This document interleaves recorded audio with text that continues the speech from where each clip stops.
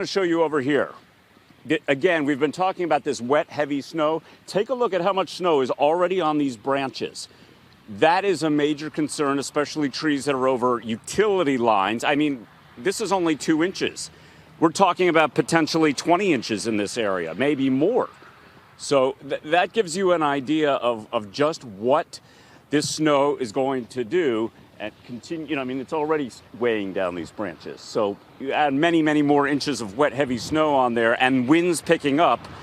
They're starting to get, it's starting to get windier than it was when we last talked with you a half an hour ago. And this is really nothing, as the meteorologists have been telling us, as to how strong those winds are going to be getting later tonight. And obviously I'm standing outside right now. It's not easy to see getting hit by snow, but when the winds pick up even more, that visibility is just going to drop that much more, guys.